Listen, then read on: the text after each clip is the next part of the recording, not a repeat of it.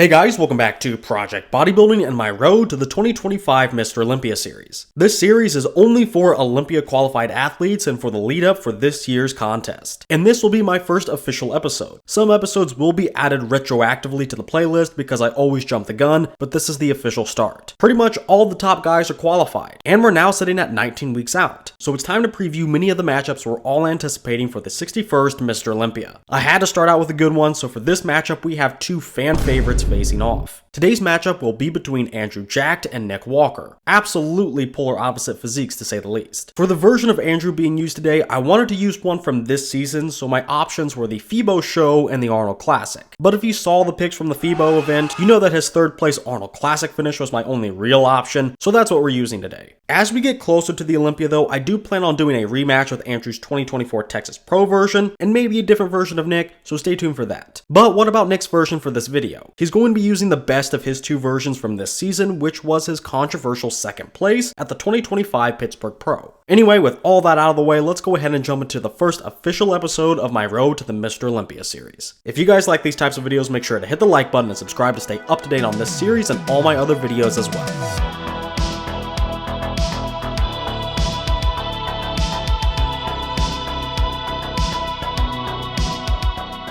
So when I put this comparison together, there were some poses that were completely different from what I expected, and the front double was one of them. I think we all went into this expecting Andrew to start this matchup strong with a big win in the front double, but this is far from a dominating win. Calling it a win at all is questionable. First off, the pose could just be hit better, and get used to hearing that criticism because I have a lot to say about Andrew's posing. This shot isn't too bad, he'd really have to mess it up to look that bad with that structure. He's always going to look great, but it's still a little awkward. Take the usual selling point for instance, that being the midsection. He's not really locking down those abs or fully elongating the torso, so it's just mid to be honest. I'm about to say something crazy, but follow me. For all intents and purposes, Nick is pretty much right there with Andrew in the torso. His waist is barely wider, the abs are actually a little bit more defined, and he has really wide lats from the front, but Andrew's are a little bit better. Andrew as a whole is better, but again, I think Nick is right there in that conversation. Nick also has wins of his own, more convincing ones too, like in the arms. Andrew's biceps and tris are actually really good, but Nick has the better overall arms, mainly because of the forearms. You can't neglect those. And in the legs, I have Nick. Now, Andrew's do flow a lot more neatly with the rest of his physique because unlike Nick, Andrew has really long limbs that looks more natural to the human eye. But legs to legs, Nick has the more developed quads and calves, and he's in better condition. So when you zoom out, really the only thing wrong with Nick is structure. Unfortunately for him though, that's like the one thing you cannot mess up in this shot and get away with. With that said, I am giving the overall pose to Andrew. He's a lot more aesthetically pleasing, and his arms aren't that bad. Not in the slightest. But I pretty much see this as a coin flip. It's A or B. There's not going to be a middle ground on this one. Either you want the freak factor with crazy development or better aesthetics. With those two camps of thought, there is no area in between, so I think it is about 50-50. I know we all have preconceived notions about certain shots and matchups in our heads. That's why I said this pose was so strange. I certainly thought Andrew would take this with at least a strong margin, but I really don't know if he's even taking the pose at all, so the actual margin he does get will reflect that. And we're using my same scoring system, 2 points for narrow wins, 3 points for solid wins, and 4 points for dominant wins. While Andrew is used to 3 or 4 points in the shot against mostly everyone, I think Nick is a special case, and this is only going to be a 2-point victory for Andrew.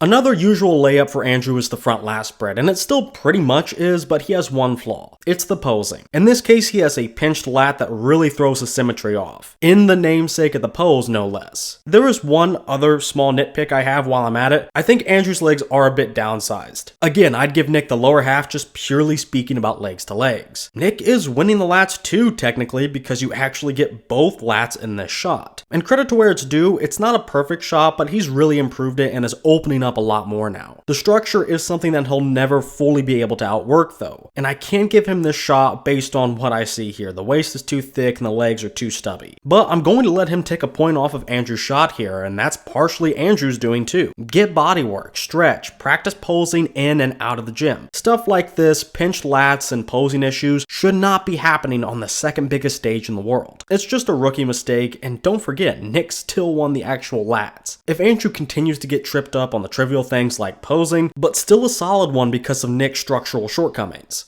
Now we have the side chest and we've entered some kind of bodybuilding twilight zone. Again, some of these poses are just so weird. So before I get into it, let me just say, I look at each pose individually and as objectively as I can. Going into the shot, I thought Andrew was going to get smoked because he always looks lanky, awkward, and just needs more. Both more condition and size. I really can't say those things about this shot though. I think he's about 90% of the way there to finding the best way to hit this. He has those long limbs and it makes a shot like the side chest hard to hit and look right, let alone he has to fill the limbs out with muscle in the first place. But he's actually doing really well here. He's minimizing the length of his arms and he's closing the pose off just enough so he doesn't look so open and lanky. He's more compact now. With these posing tweaks, I think he has the upper body on lock. I have him beating Nick in everything upstairs. I can't even believe it. The arm is the only thing I might give to Nick, but Andrew is very full and round both in the bicep peak and the tricep sweep. Then he turns around and wins the delt. He's more capped off and more detailed. He wins the midsection too. He could win this 100% of the time in every pose you see it because his abs are so good, but he doesn't always lock in. He is here though. And Nick's lower stomach has a little bit of sag if you look closely, and he doesn't bother to show off any ab detail in this pose. And in the namesake of the pose, the chest, Nick is just too flat. Andrew has the fuller pecs and it honestly looks to me like he has a little bit more detail too. Now Andrew does fall off a little bit downstairs. He's made the correct posing changes up top, but now the side leg could use some attention. He turns it away a lot, and what I mean by that is the knee is closer to the audience than the glute is. On Nick, he's keeping both the glute and the knee equal distance from the audience. There's no tilt in the way he presents his leg. This makes him look even bigger because he shows off the full extent of his leg instead of making it look slightly smaller by angling his leg like Andrew. Andrew does at least manage to look decent. For his height, his legs are actually pretty filled out. He still needs some more hamstrings, but there's still a decent level of size there and a decent amount of lines too. Nick is crazy downstairs though, grainy, hard, and dry, and just as big as the much bigger Andrew. That leaves us with a small dilemma. Does Andrew win because he won the upper half and the more important things, or does Nick win because he's maybe slightly more complete top to bottom? Well, it's the side chest pose, not the side leg pose. And I think Andrew's side leg is okay enough to allow him to win the pose based on him winning the much more important stuff up top. Not only does Andrew win everything individually up top, but he's just bigger overall than Nick. And that definitely counts for something, especially in a shot like this. But who knows, maybe on a real stage, that shorter, compact structure on Nick would help him look thicker. That could be an advantage, but he would still have the problem of losing the pecs and everything else I mentioned. So yeah, hate me all you want, but here, I prefer Andrew in the side chest, and I don't think I'm making the wrong choice. But then again, Nick would be a solid choice too. But I have to plant my feet somewhere. So Andrew's going to be taking a very surprising but very narrow 2-point victory in the side chest of all poses.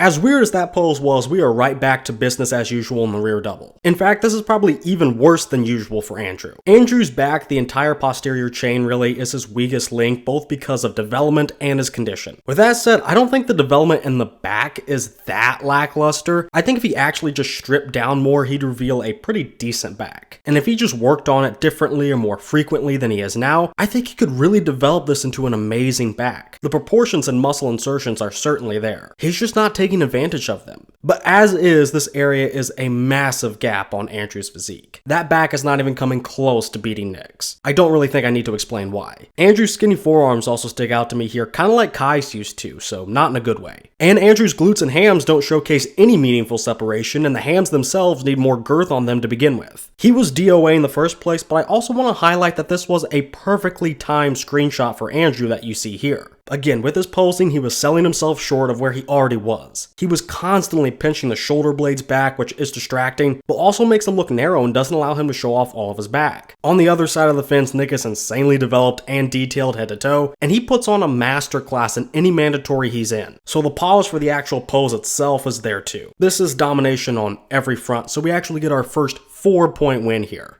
Usually, Andrew fares a bit better here in the rear lat spread, but he never does quite enough to win against someone with the development and detail of Nick. But usually, Andrew's width allows him to snag a point or two off an otherwise perfect margin for his opponent, but not today. As long as he poses like this, I can't reward the one good thing he has going for him, because with the posing, he actually looks less wide than Nick, and it hides what detail and depth Andrew had going for himself. Nick's back is thick from the traps all the way to the lower lats. Andrew once again has a completely blank lower back and pretty much nothing else going on anywhere except the traps. There is some decent peak width there at the very top of his back, but with the posing it makes the taper of his back end very abruptly. So not only is Nick just as wide, but he has the more pronounced V shape. And the lower body is the same as the last pose. Compared to Nick, Andrew looks like he's in the off season. If Andrew wants to do anything in this shot, he has to be able to present it. Usually I can take a point off, but not here. Nick yet again gets the full 4 points for beating Andrew in every single aspect of the pose. After we turn these guys at least halfway around for our last side pose, we have what is an unusually close matchup for Nick Walker. My only problem for Andrew in this shot is pretty much just the posing. But looking a little bit more closely, the side leg does need a little bit more hamstrings, but some of that could be mitigated with just proper posing. But of course that tongue thing is just so stupid, but oddly intoxicating. So Andrew is big and he has the details, but he does look a little bit lanky here. But he's pretty close to cracking the code on this one too, just like he was in the side chest. Here though, I think Nick's compact look works to his advantage because his waist is actually a selling point here. Now Nick does clean up downstairs. Nothing changes from the previous side shot, but up top things are close. Nick wins the tricep, let's put that out there. He's thicker, but Andrew has some good mass there as well. Andrew does win the pecs though. He maintains a lot more thickness here than Nick, and he actually has good detail too. He's also just a little ahead in the abs, but Nick's waist is tight and the abs are very defined, so it's close. Again, Andrew does a lot right, I just don't like his posing. It's just awkward. But I can see plenty of people going with him for the win on this one. It certainly isn't a wrong choice. For this shot, I don't think there is one. So it's going to be a close margin on either side, but I'm going with Nick. I get that I have more of a problem with bad posing than most of you do, but I'm a child of divorce, give me a break. So Nick gets my vote, splitting the two side poses.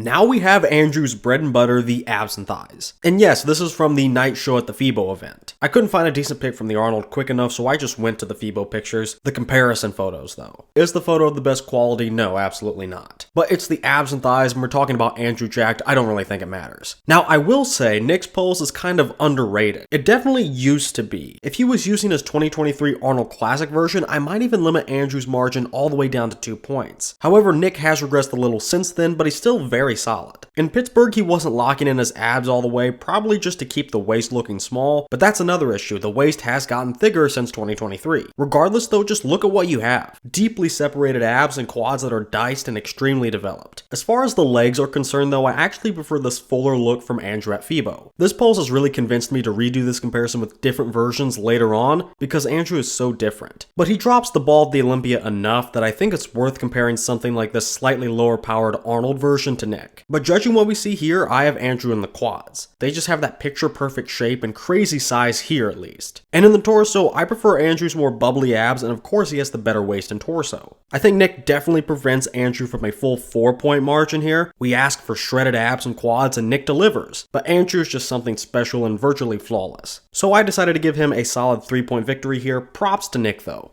For our final pose, we're stepping back into the Twilight Zone. This pose shows the crazy potential of Andrew. He makes a lot of rookie mistakes and has some gaps, but here in this shot, he's pretty much got it figured out. And since this pose is actually locked in, he can let his genetics with the height, width, and muscle bellies do all the talking. And with that, he's actually contending with Nick Walker of all people in this shot. Those genetic factors alone can put him in the conversation. A 6'2" guy that's decently filled out and full, like Andrew, is something that you just can't look away from. And the details from the front are actually quite good on Andrew. And again, now the pose isn't an issue. With his long limbs, something like this is probably as good as it's going to get, but that's fine. This is a great shot. Honestly, he's so good I don't even want to give Nick the pose, which is a crazy thing to say, I know, but look at what's there. Nick does win the legs, okay. Andrew's again were a little downsized at the Arnold, and he's slightly top heavy in this shot. Nick's quads are more developed from the sweeps, proportional to his own physique at least, all the way in through the adductors. The condition is better too, of course, and don't forget the calves. Nick also has the better abs here for this pose, as Andrew's just not locking in. I like the shot, but he still needs to be mindful of the little things, and it would make this pose even better. Other than that though, I have Andrew at least matching Nick on everything else. Andrew is so big that he can actually hold his own with Nick in the arms and delts, which hardly anyone else does. And then Andrew wins the chest yet again. Nick is just too flat. Then of course Andrew has those big advantages advantages of width, height, and the sheer size. He's bigger than Nick overall. So yeah, I do like Andrew more for this shot. I still think Nick is the more objective winner. But who knows, maybe I'm just apprehensive because I think Nick should always win. He does have legit arguments though. He's more muscular pound for pound, which is just as important as overall size. With that advantage and more muscle on his frame, he also has a little more freak factor, but Andrew is pretty freaky too on sheer size and height. But Nick has less gaps. He's more complete and balanced top to bottom here. He's also in better condition. So overall, I'm just going to play it safe and give Nick the win, but playing it safe doesn't mean he's running away with it as per usual. Far from it. I'm still trying to be objective as possible, and Andrew has done something insane and has limited Nick's win and his trademark pose to the smallest possible margin. That, in and of itself, is a massive victory for Andrew.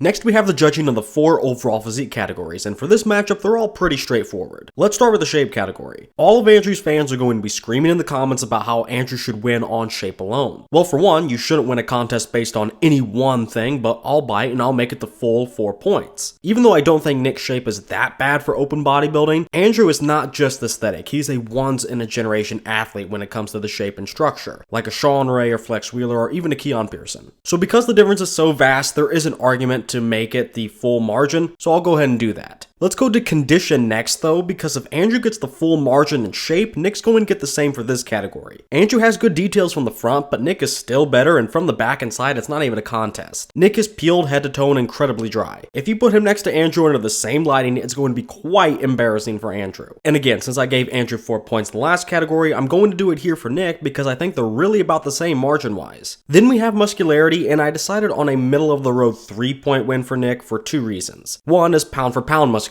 Andrew is bigger overall, but Nick is packing a lot more muscle on his own frame proportionally. And the second reason, the more compelling one to me, was the completeness. Nick doesn't have gaps. Andrew has some noticeable ones, mainly on the back side of his physique. This one is still a little hard to gauge though, because just how much bigger is Andrew compared to Nick on a real stage? Usually I like to rely on some prior knowledge for this category, but I can't really here. The last time they were even at the same show was at the 2023 Arnold, and they're both very different compared to 2 years ago. So I'm going to play it safe here again with a middle of the road margin. And finally, we have flaws. I see one major one in each competitor. For Andrew, it's posing. Some poses got a lot better as of late, but some not so much. And at the Arnold, he had this weird tick with his tongue. Arousing to some, I'm sure, but pretty retarded. For Nick, we all know it's the stomach. I'm not talking about the structure or the shape. We've already counted his wider waist in the shape category. I'm strictly speaking about him letting it go in the transitions at times, especially later into the show at Pittsburgh. To me personally, I think they're both just as bad. There is no excuse for bad posing, and Nick's stomach is kind of a posing issue too when you think about it. They really should just cancel each other out in my opinion. But I know what the majority of fans are going to say. They're going to say Nick's flaw is worse. And yeah, it probably is just by a little objectively, but really both guys have a big flaw, so while I'm giving Andrew the win, I'm just giving him 2 points. Andrew does enough to work past a tie and into a small win for himself, but I'm not going to be heavy-handed here because I don't think that's appropriate. This is enough.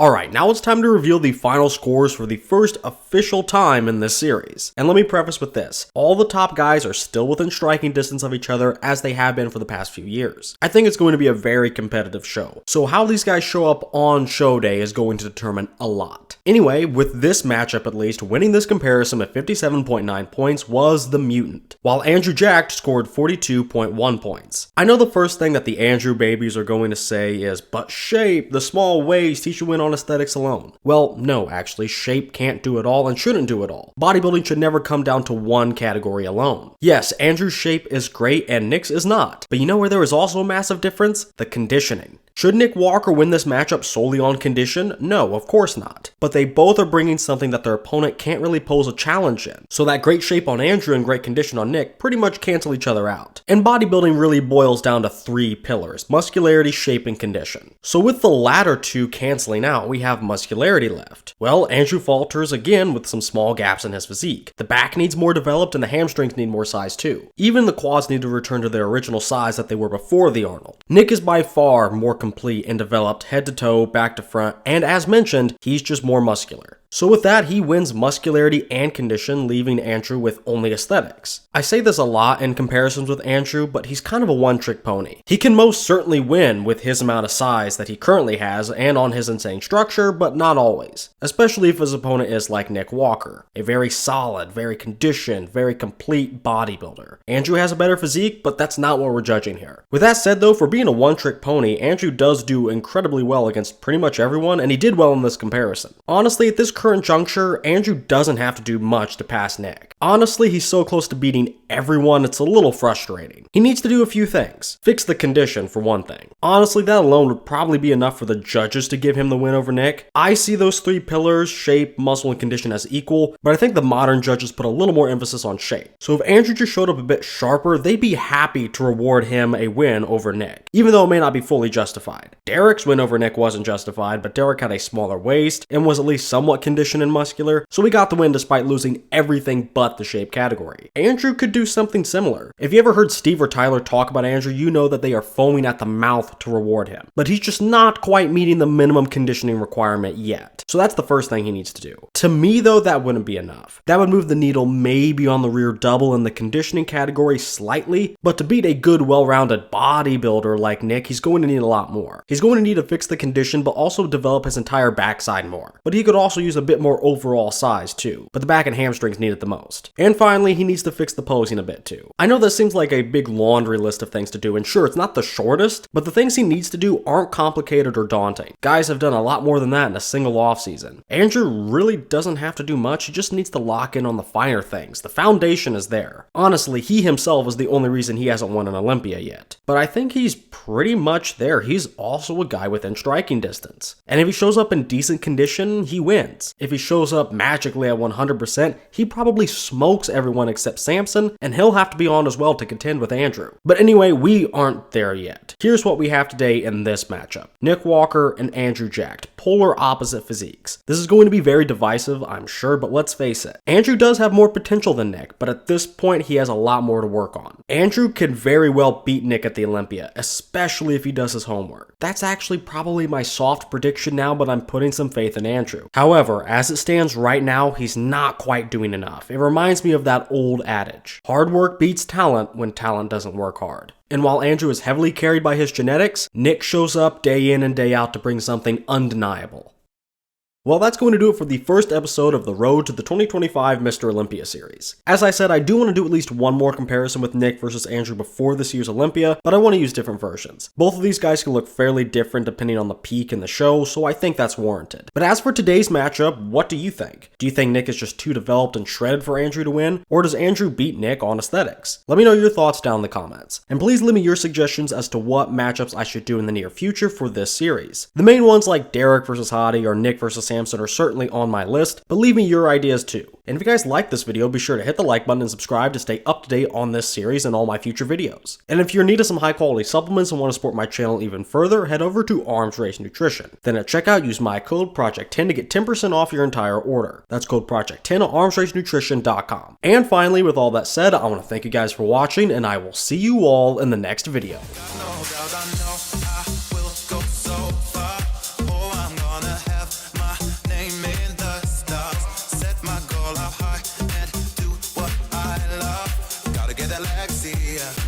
Gotta get that Lexi, yeah.